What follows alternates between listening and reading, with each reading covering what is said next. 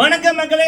எல்லோருக்கும் வணக்கம். இந்த வீடியோல அர்ச்சனா மேம் அவர்களுடைய வெளிநாட்டு விருது, சரிங்களா? வெளிநாடுகள்ல இருந்து அர்ச்சனா மேம் அவர்களுக்கு வந்த விழா அப்படின்னா அங்க ஒரு ஃபங்க்ஷன் நடக்குது. அங்க ஒரு பார்ட் ஆஃப் த ஒரு நபரா போறது இல்லமா. அர்ச்சனா அவர்களுக்குன்னே உருவாக்கப்பட்ட ஒரு விருது. அது பற்றி நம்ம பிக் பாஸ் முடிஞ்சு பிப்ரவரி மாதமே நம்ம சொல்லியிருப்போம். அர்ச்சனா மேம் அவர்களுக்கு அடுத்து வர இருக்கின்ற விருதுகளும் விழாக்களும் அப்படின்னு. இப்ப என்ன அப்படின்னா, இப்ப வேற சில நபர்கள் ஒரு அப்டேட்டை கொடுக்குறாங்க. நம்ம அண்ணா வெளிநாட்டுக்கு போறாரு, பாத்தியா கெத்துமா அப்படின்ற மாதிரி. ஆக்சுவலா பிப்ரவரி மாசமே நம்ம ஃபர்ஸ்ட் வீக் வீடியோ போட்டுட்டோம். அர்ச்சனா மேம் அவர்களுக்கு வெளிநாடுகள்ல யூகே, லண்டன், கனடா, ஒரு நாடு இல்லமா பல நாடுகள், மலேசியா, சிங்கப்பூர் அப்படின்னு ஒரு படே அர்ச்சனா மேம் அவர்களுக்கு விருது விழா நடத்த வெயிட் பண்றாங்க. அர்ச்சனா மேம் அவருடைய கால் ஷூட்டுக்காக வெயிட் பண்றாங்க அப்படின்ற மாதிரி. அதை பற்றி நம்ம இப்ப பேச வேண்டிய தருணம், சரிங்களா? அத சும்மா ஸ்டார் எல்லாம் பறக்கைக்குள்ள சூப்பர் ஸ்டாரு பறக்காம இருந்தா எப்படி இருக்கும்? அதை பற்றி நம்ம திரும்ப ஒரு சொல்லிடுவோம் சில பேருக்கு, சரிங்களா? ஓகேமா. சரி, அடுத்தது பாத்தீங்க அப்படின்னா இந்த பிக் பாஸ் கொண்டாட்டம். அதை விட அர்ச்சனா மேம் அவர்களுக்கு நடந்த ஒரு ஃபெஸ்டிவல், ஃபேன்ஸ் திருவிழா இருக்குல்ல, அது எப்ப போடுவார்கள் அப்படின்ற ஒரு சில கணிப்பு, சரிங்களா? இந்த விடயங்களோட முக்கியமான இன்னொரு மெயின் விடயம் என்ன அப்படின்னா, விசித்ரா அவர்களுடைய அந்த வன்மம். ஒரு ரீசெண்டா ஒரு இன்டர்வியூ பார்த்தேன். அதுல எவ்வளவு தூரம் அர்ச்சனா மேம் அவர்களுடைய வெற்றி மீது விசித்ரா அவர்களுக்கு மட்டுமில்ல, அதுல அந்த பேசிய நபர்களுக்குமே எவ்வளவு தூரம் ஒரு வன்மம் இப்ப கூட இருக்கு. அந்த வயிறு எரிச்சலை ஃபீல் பண்ண முடியுது. அதை கண்டிப்பா நம்ம பதிலடி கொடுத்துடணும். இரவிரவா கதறினவங்க 10ல இருந்து 5 மணிக்கு கதறின ஒரு கூட்டமா இல்ல என்னன்னே தெரியல, காசுக்கு வேலை செய்யற கூட்டம், ஒரு 3-4 பொம்பளைங்க இப்ப 5 மணிக்கே கதற ஆரம்பிச்சுட்டாங்க. காலையில் இப்ப மதியம் ஈவினிங், சரிங்களா? சரி, அப்படி இருக்கு கதறல், வைத்தறிச்சல், காசுக்கு வேலை செஞ்சா இப்படித்தான். அதை என்னன்னு பாத்துருவோம். அப்புறம் நிக்ஷனுக்கு ஒரு பதிலடி, மக்கள் கொடுக்குற பதிலடி. விசித்ரா அப்புறம் நிக்ஷன் அவங்களுடைய போலித்தனத்துக்கு மக்கள் கொடுக்குற பதிலடி. இந்த விடயங்களை இந்த வீடியோல பார்க்கலாம். ஃபுல்லா பாருங்க, லைக் பண்ணுங்க. ஃபர்ஸ்ட் டைம் வந்திருக்கீங்க அப்படின்னா மறக்காம சப்ஸ்கிரைப் பண்ணுங்க. உங்களுடைய கருத்துக்களை தவறாம சொல்லுங்க, சரிங்களா? ஓகே, ஃபர்ஸ்ட் என்ன அப்படின்னா, நம்ம ஆல்ரெடியே சொல்லியிருந்தோம், பிக் பாஸ் சீசன் 7 முடிஞ்சதுக்கு அப்புறம் இந்த ஜனவரி 28 27 நான் போட்ட வீடியோக்களை சொல்லியிருப்பேன். அர்ச்சனா மேம் அவர்களுக்கு வர இருக்கின்ற விழாக்கள் அப்படின்னு நம்ம சொல்லியிருந்தோம். அவங்களுக்கு ஏகப்பட்ட இடங்கள் ஃபங்க்ஷனுக்கு கடை திறப்பு விழாக்கள், இல்ல ஒரு வீட்டு விழாக்கள், யூனிவர்சிட்டிஸ், அதுக்கெல்லாம் அவங்க சீஃப் கெஸ்டா போயிருக்காங்க. அவங்களுக்கான அழைப்புகள் வந்திருக்கு. 1 by 1 அவங்களோட தரமான சிறப்பான நிகழ்வுகள் நடக்கும் அப்படின்னு, சரிங்களா? ஒரு பக்கம் அவங்களுடைய படம், ஒரு பக்கம் பாட்டுக்கள், ஒரு பக்கம் மாணவர்கள், பெரிய பெரிய யூனிவர்சிட்டிஸ் அவங்களுக்கு சீஃப் கெஸ்டா கௌரவிக்கிற நிகழ்வுகள், அப்புறம் கடை திறப்பு விழாக்கள், அப்புறம் அவங்களோட பாடல்கள். இது தவிர்த்து விஜய் டிவிலேயே அவங்க போக இருக்கின்ற நிகழ்வுகள் அப்படின்னு நம்ம நிறைய லைன் போட்டிருந்தோம், சரிங்களா? அதை அப்போ நான் சொல்லியிருப்பேன். அர்ச்சனா மேம் அவர்களுக்கு எல்லா நாடுகள்லையுமே 19 கோடி ஓட்டு இந்தியாவில் மட்டும், சரிங்களா? ஏன்னா இந்தியாவில் இருப்பவர்கள் மட்டும்தான் ஹாட்ஸ்டார் யூஸ் பண்ணி ஓட் போட முடியும். பல கோடி வெளியில இருக்கு, இதை விட டபுள் மடங்கு. அப்ப லண்டன், இப்ப யூகே கண்ட்ரீஸ்ல இருக்கின்ற பல மக்கள், சரிங்களா? என்னுடைய 100க்கு மேற்பட்ட மக்கள் பேசியிருக்காங்க. அர்ச்சனா மேம் அவர்களுக்கு ஒரு பெரிய பெரிய மக்கள்னா பெரிய அங்க ஒரு விழா எடுக்கக்கூடிய இடத்துல இருக்கிற நபர்கள், சரிங்களா? அந்த டைம் ஜனவரி பிக் பாஸ் முடிஞ்ச டைமே.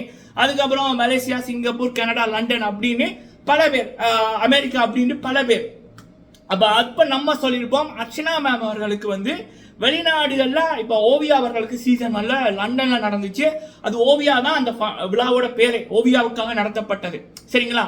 அதே மாதிரி பிக் பாஸ் சீசன் 7 வின்னர், மக்கள் நாயகி, rising star actress Archana ma'am அவர்களுக்கான வெளிநாட்டு நிகழ்வுகள் நடக்க இருக்கு. பட் அர்ச்சனா மேம் அவர்களுக்கு இப்ப கால் ஷூட் ப்ராப்ளமா இருக்கு. பேக் டு பேக் அவங்களுக்கான நிகழ்ச்சி நிரல்கள் அப்படியே இருக்கு.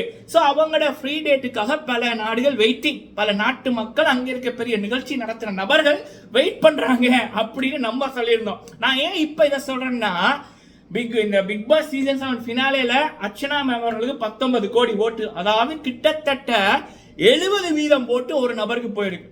அங்க 5 பேர் ஃபினாலே வீக்ல இருந்தாங்க. அர்ச்சனா மேம் அவர்களுக்கு மட்டும் 70%. அப்ப மீதி 4 பேருக்கு தான் அந்த 30%.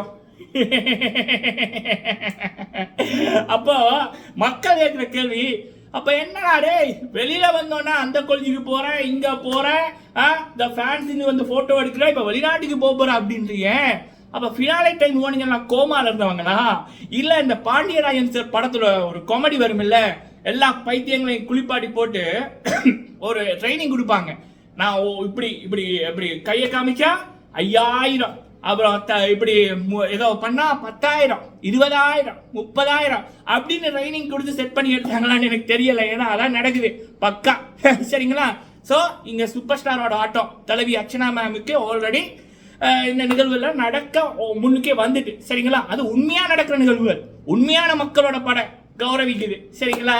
ஓகே மக்களே, ஸோ இது வந்து உண்மையை நம்ம பேசியிருக்கோம். கூடிய சீக்கிரம் அதோட அப்டேட்டும் இப்போ நிறைய இருக்கு. இப்போ அர்ச்சனா மேமோட ஃபேன்ஸ் மீட்டோட வீடியோ, அதுக்கப்புறம் பிக் பாஸ் கொண்டாட்டம், அதுக்கப்புறம் விஜய் டிவிலேயே அவங்க நிறைய ஷோக்கு வந்து கெஸ்டா வந்து வருவாங்க.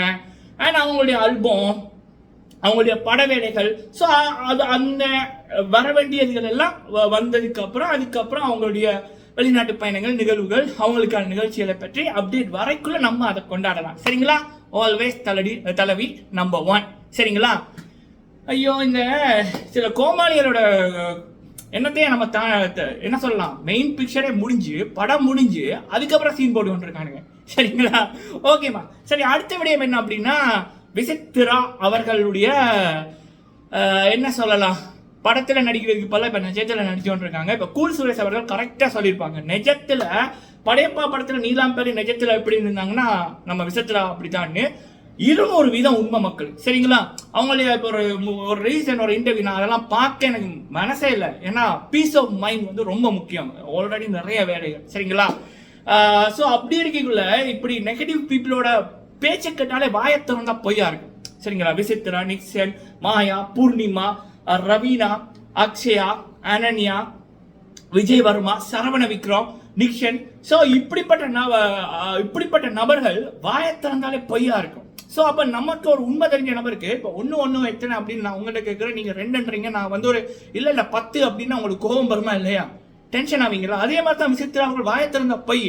ஸோ இந்த அம்மா வந்து எவ்வளவு தூரம் பிரதீப் அவர்களை ஹேட் பண்ணாங்க அப்படி என்பது உலகறிந்த உண்மை. அத்தனை வீடியோக்கள் நம்ம கிட்ட இருக்கு.